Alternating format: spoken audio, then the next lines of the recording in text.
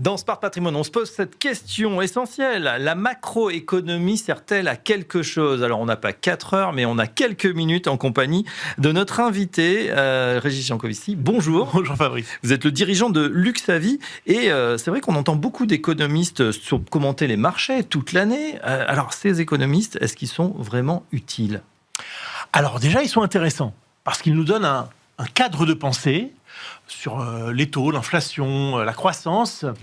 Mais j'ai commencé à me poser la question, ça date pas d'hier, ça date à peu près d'il y a 20 ans, où je discutais avec un trader qui était très successful et qui me disait finalement, Régis, tu sais, on peut gagner à peu près sur tout n'importe quoi pourvu qu'on ait un contrôle des risques. Et que c'est vrai, cette réflexion, je l'ai poursuivie petit à petit. Et aujourd'hui, on peut en douter, on peut s'interroger.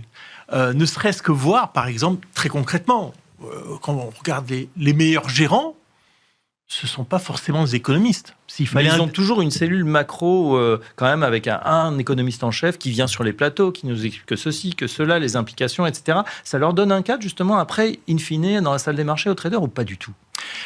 Alors, la façon dont est utilisée parfois la macroéconomie me dérange. Parce qu'elle constitue un récit qui paraît très objectif, très vérifiable, presque indiscutable, pour vendre des fonds. Et souvent, les personnes qui achètent des fonds, que ce soit des particuliers et même des conseillers financiers, ne sont pas intellectuellement outillés, c'est pas leur formation, ce sont généralistes du patrimoine, on peut pas tout leur demander, pour apporter la contradiction. Et quand la macroéconomie ne sert qu'au récit, alors je trouve ça très regrettable, parce qu'on sait bien qu'entre la macro et les marchés, et c'est presque deux mondes différents, parce qu'on imagine que les deux se suivent. En réalité, ils ne se suivent pas du tout. Pas tellement, non, effectivement. Mais alors, si les marchés ne suivent pas l'économie, pourquoi on en parle autant d'économie en finance et même sur ce même plateau à longueur de journée? C'est vrai, mais parce que c'est intéressant.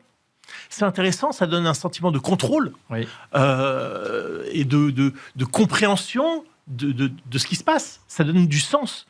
Mais en réalité, c'est deux mondes différents. C'est bien qu'entre une prévision de PIB et une prévision de marché, il y a quand même un certain nombre de choses qui s'immiscent entre les deux. D'abord, le PIB intègre des éléments non cotés, bien évidemment. Et puis, il y a un tas de choses, évidemment, là. Les taux d'intérêt. C'est même contre-intuitif des fois, comme on dit sur le marché, good news égale bad news, ou inversement, on peut avoir une décision de la Banque centrale, etc., qui fait qu'on attend une réaction du marché, et c'est complètement autre chose qui se produit. Exactement. Et d'ailleurs, un exemple, alors qui est lointain dans le temps et dans l'espace, mais qui est très parlant, c'est que sur 20 ans, on prend une économie comme la Corée, vous savez, les tigres de l'époque, qui a vu son économie décroître d'une croissance annuelle de 13% à peu près 3 à 5% entre les années 85 et 2005. On se dit, putain, on passe d'une forte croissance à une baisse de croissance. Logiquement, on touche pas au marché. Et le marché, il a multiplié par 13 sur ces 20 ans-là. Donc, il n'y a pas de lien direct. Plus proche de nous, en 2022, l'économie américaine se comportait très bien. Le taux de chômage est passé de 4 à 3,5. Le marché a perdu 20%.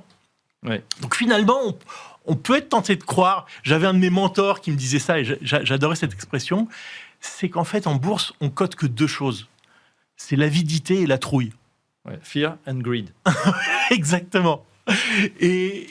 Et là, c'est vrai qu'on ouvre un autre sujet qui n'est pas du tout la macroéconomie, c'est la finance comportementale, qui est aussi un sujet qui est passionnant. Et qu'est-ce que vous pensez justement de ces économistes qui, à l'inverse, ont une position où, par exemple, ils vont être des permabères, c'est-à-dire ils annoncent toujours des crises. On est toujours en crise, ça va toujours être la catastrophe. Alors, de temps en temps, ils ont raison. Qu'est-ce que vous en pensez? Y a une autre expression que j'adore, c'est qu'une pendule arrêtée a quand même raison 2 fois par jour. Et donc, finalement, comme vous le dites, à un moment, ils ont raison.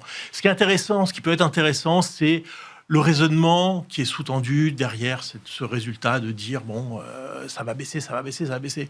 Puis, à un moment, on ne les écoute plus. Parce que je crois qu'une des valeurs ajoutées par exemple, d'un conseiller financier ou même d'un gérant, c'est de savoir filtrer l'information dont il va tenir compte pour alimenter son raisonnement. C'est ce que vous faites chez Luxavie. Comment vous utilisez cette information économique? On écoute, contrairement à ce qu'on pourrait croire, on écoute l'économie, mais pas pour le message qu'elle va porter, c'est pour comprendre le consensus. Que nous dit le marché? comment réagit le marché, ce que vous disiez tout à l'heure, par rapport à une annonce macroéconomique. Est-ce qu'une bonne annonce macroéconomique fait baisser le marché, par exemple? Et à partir de ce consensus, on va pouvoir se positionner. Et c'est ça, je crois, qui est intéressant dans le message macroéconomique. Ouais, c'est passionnant, effectivement. En tout cas, ça renvoie aux études sur la finance comportementale, qui est peut-être plus utile que la macro, même si, vous l'avez dit, c'est également très intéressant. On en parle sur cette antenne tous les jours. Merci, Régis. Merci, Régis Jancovici, je rappelle que vous êtes dirigeant de Luxavie. Cette édition de Smart Patrimoine se termine. Merci de l'avoir suivi. Vous retrouverez très bientôt Nicolas Pagnès à ce même fauteuil. À très bientôt. Excellente journée à tous.